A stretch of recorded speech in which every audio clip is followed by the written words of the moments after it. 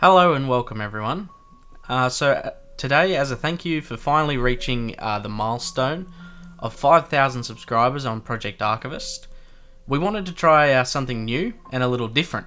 We finally settled on the idea of doing a Q&A, however, as time progressed, there didn't appear to be as many questions, and more so just comments that I wanted to discuss. So here we are. I would like to formally welcome you to the first Project Archivist reading your comments video. Claire is here with me, but a lot of these comments just happen to be tailored towards the content that I'd done, so I don't know how many of these she's going to be able to answer for you guys. Potato Jack 1. Me and my friend were playing and theorizing, but couldn't fit cannibals into the theory. Like, how do they get so tall?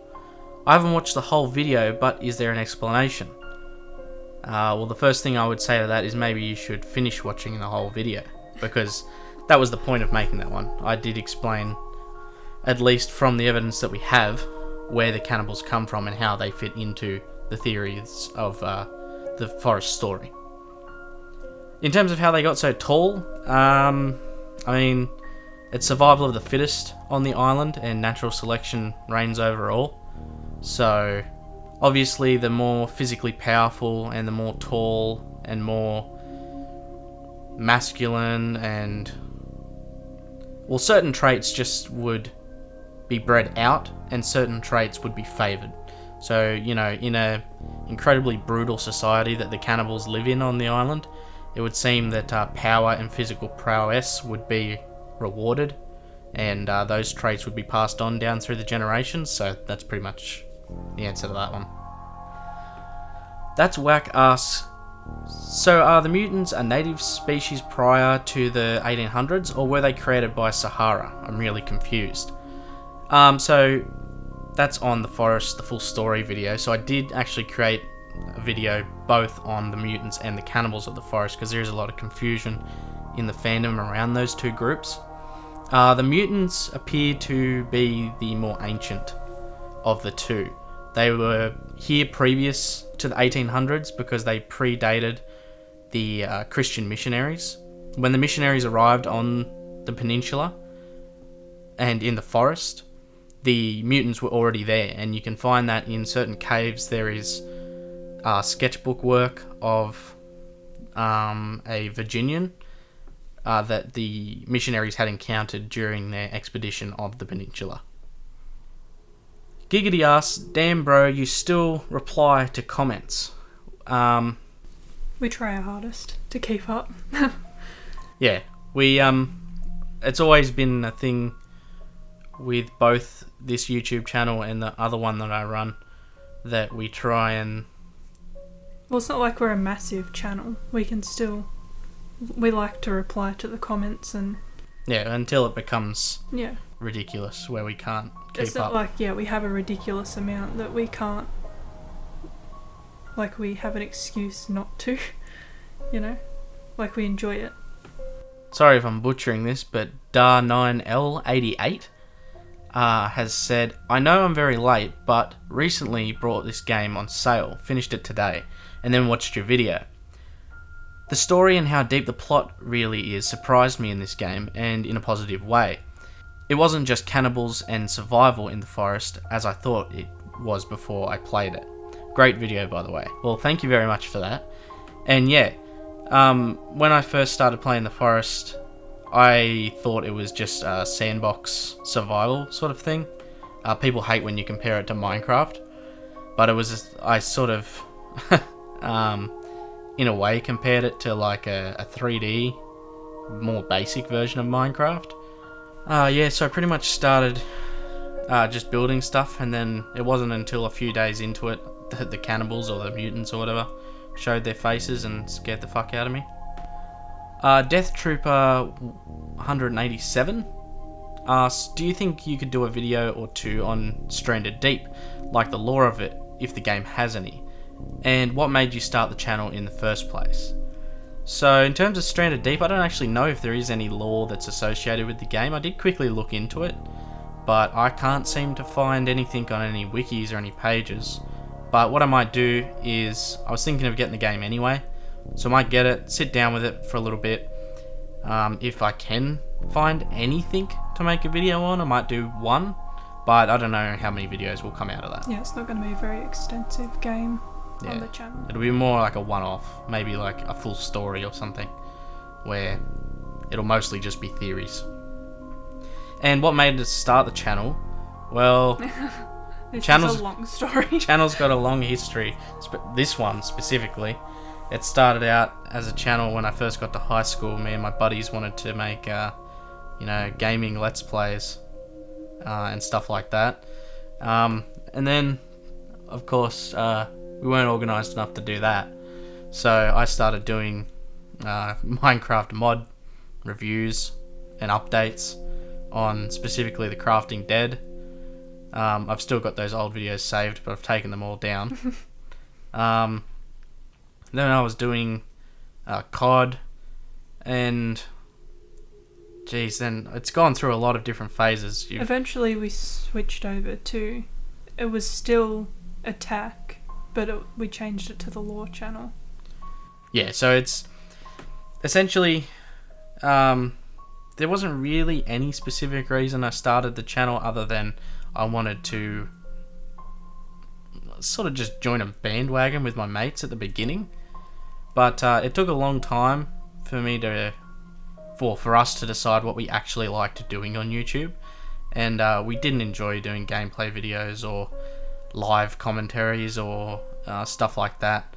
And it was not until I actually decided to make my second YouTube channel, which is Project Akron, which is a fan lore channel for the Alien franchise, that I sort of realised that was what I actually really liked doing, collecting lore and retelling it in little story video forms.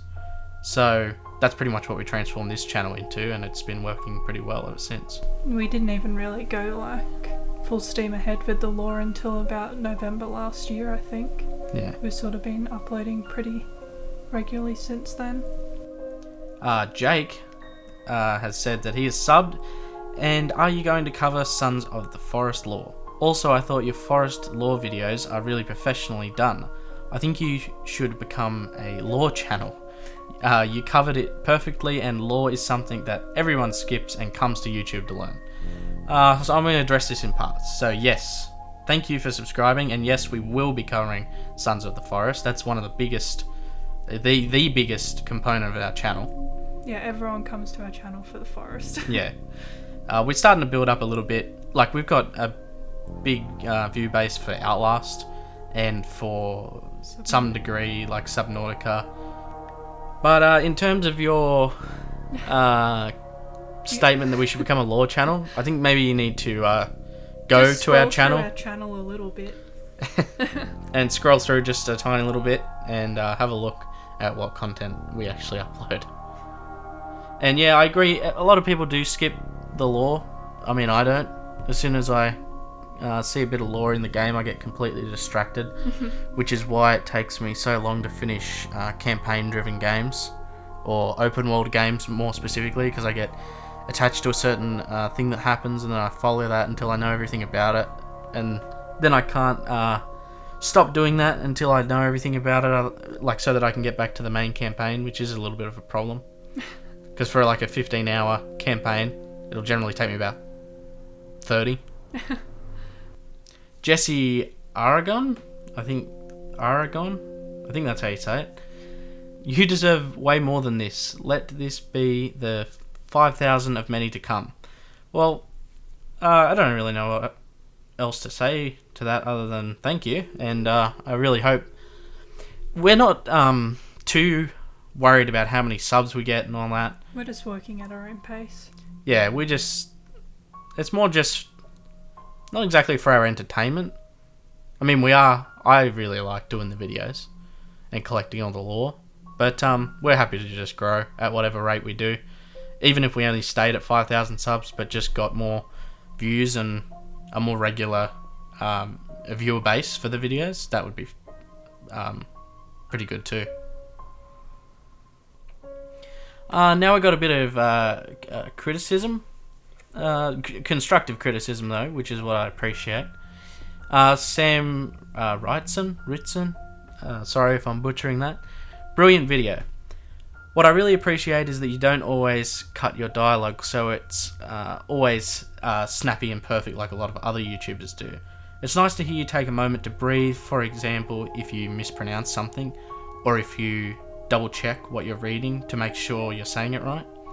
It's a nice personal touch, and it goes to show we're all human and sometimes make mistakes, and the fact that you left these minuscule things in the video makes it a bit better. Okay, so I very much appreciate the positivity towards that. However, it wasn't intentional. That was, well, it's sort of intentional, but it was in large part to I just didn't edit that video very well. I was rushing to get it out because I was excited to get it out because I've been working on the script for so long and didn't focus too hard on the actual recording and editing side of it. I do leave in some mistakes when I edit certain videos, but it's usually only if I'm pondering something, whereas these like mispronounced stuff, I would prefer to get them out. I cut them out. Yeah, Claire edits most of the videos now on Archivist, or pretty much all of them. Since, I don't know, it was a couple... Yeah, November. So pretty much every video from November last year is very, very well edited.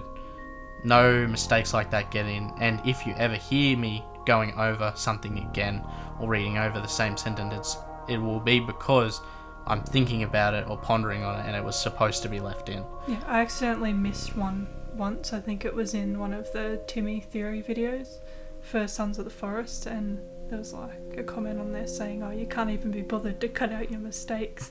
I'm like, oh my god, I missed one thing. We got a lot of comments about the Forest, the full story video, about how we are terrible people for not editing that video. It's like 2 years old. But yeah, it was 2 years old. It was just a quick video that I wanted to put up. As I said, we hadn't really established what the channel was at that point, so it was just... I wasn't expecting it to get almost 1 million views either. Yeah, and that's approaching 1 million views, so it's sort of hard to now look at it as a... So if I went onto that video, I would probably have some of the same grievances, like, oh, why didn't they cut that out, or why didn't they do this? But then you sort of got to take into context that it was a while ago. The channel wasn't cemented in what we were going to do. I didn't edit it properly, so that's just my bad. But pretty much every video on from that has gotten better. And then, as I said, from November, they're pretty much as good as they're going to get. There's not much more I can do past that point, besides just reading my scripts better, which I have been trying to do by just going back and starting the entire take again, instead of starting from the middle of a sentence. So, just stuff like that. Mark Hamill Joker, an Eddie Gluskin fan, states, "I think Eddie Gluskin suffers from a form of borderline personality disorder. Hence the reason why he goes from calm and polite to angry and rude so quickly." Well, I would say that he definitely has a collection. I don't exactly know what it would be that he has. He's definitely a narcissist. Bipolar. Yeah, I would say that it's probably more along the lines of bipolar disorder than personality disorder, because he maintains the one personality, it would seem, but he shifts between some very aggressive emotions, where he will go from extremely gleeful and happy to extremely enraged, basically at the flick of a switch, and for sometimes reasons unknown. So yeah, really, to analyse that even further, I might have to do a separate video on just entirely what is wrong with Eddie Gluskin. I'm sure a lot of people would like that.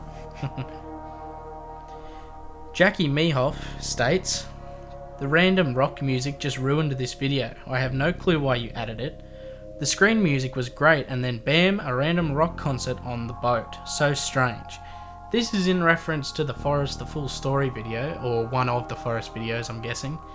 And to that I say, look up the Forest soundtrack and listen through. You'll find that there is rock music in it.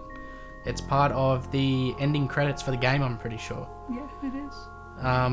When you finish the game, that's the music that plays, so it's not just random music, it's all the game's soundtrack. So, if you don't like that... You can tell which people haven't finished the game. Yeah. I'd be more crucified if I just put random music in instead of stuff that fit with the game, and that fits with the game. That's what the developers chose to put with it. So, it's not my... Wasn't it? Yeah. It's not my choice. Zero Zen asks, if they're handling mutants and cannibals that can rip your face off, then why doesn't the company have armed guards and rifles with flamethrowers? Well, that's a pretty good question. I would just sum it down to maybe overconfidence and maybe a little bit of incompetence, really. They're not like the SCPs where they have extreme security measures or something like that. They seem to just think that they have the entire thing under control and that a glass case is able to hold the mutants. And as well, I think things devolved pretty quickly, and I don't think they really had a full grasp over what the technology was that they were playing with. They're a pharmaceutical company at the end of the day, not really anything to do with security, or they weren't looking specifically for weapons. They were more looking for ways to extend human life. And they were doing that through creating those creatures which would appear to be able to live for a very extended amount of time, as they did exist prior to human colonization of the peninsula. So, I think it was just because they weren't prepared for what it was that they were facing, and they were a little bit overconfident and, just incompetent a little bit too. OG asks, is there a lore reason as to why the cannibals have nothing down there? If they aren't mutants and simply descended from human missionaries? Well, I'm pretty sure that the female cannibals have breasts and something down there. I'm not sure about the guys. I don't know if they've just taken that out for the game's sake, that they might have got in trouble from... Well, it's like in Australia, that stuff would probably be censored. Yeah, in Australia there's a lot of laws around that where you can't show much else but breasts in games. Especially to get the rating that it probably has. Yeah, so I feel like that's probably more of a rating thing. Whereas, because if you look at the mutants, they don't even have... pretty sure they don't even have nipples. And I think that's because they're more like manufactured or cloned, rather than... I know some are born from the Virginians as well. So the Virginian being the only one that actually has visible sex organs, but they're so deformed that I guess they got away with saying that it wasn't an actual human sex organ or something. I don't know. I sort of can't really answer that one, but I would say it's got to do maybe with the ratings. Yeah, so not like a in-universe thing. Yeah. Jay Osborne states, great recap of the story, mate. You definitely have connected some dots for me that I hadn't, even after I'd completed the game. This video definitely added some value to the experience I had with the game and caused me to have a few light bulb moments. Pretty much everything about Cross abducting Timmy and his reasons for doing so were news to me. I totally missed the fact that Megan killed Cross with the crayons, and I'm unsure how you knew that she did that when Cross threatened to take her crayons away. Did you take some creative liberties with that part, or was that explained through some of the lore in the game? Cheers. Okay, so that was another thing that people got mad about in the Forest video, was there is a certain level of story connecting you have to do. And the part with the crayons specifically, so you get pretty much all the evidence to put it together in your head. Okay, so she has a set of crayons, and she does all these drawings, and she makes her father out to look like this monster. And then when he finally goes to confront her the last time, we don't exactly know what happens, but he ends up dead with crayons stuffed into his... I don't remember whether it was his face, but he's stabbed with crayons, like violently. So you have to be able to put some of the story elements together. So yeah, a little bit was creative liberties with the full story of the Forest, because they don't give us absolutely everything that happened with the characters. You sort of just have to put it together. Like, I remember another bit I did that with was when Cross gets to the plane to find a child. For some reason, there's a whole bunch of hacked up bodies, or there's like the flight attendant that's been stabbed with the axe that Cross had or something. And it's not confirmed that he went and massacred the survivors of the crash. but I sort of took it upon myself to go, well, he got there, he couldn't find the child, and he was enraged, so he killed them. Well, who else would have done it? Yeah, the cannibals wouldn't have done it. They would have dragged him off and eaten them. So Cross has no reason to eat anyone. He was just in a rage because he couldn't find a child, and then when he finally found the child, he let it go and went back to the facility after a while. So, yeah, there is slight creative liberties, but I do try and keep everything to as much canon as possible because I'm a big stickler for that. But yeah, where there was bits where I could pretty much say, yeah, this is pretty much what happened, I did. So sorry for people that get mad about that, but you have to be able to connect some of the dots yourself sometimes. Yeah, well, it's better than having, like, you say one thing and then you just completely skip. Like, there's no filling in between.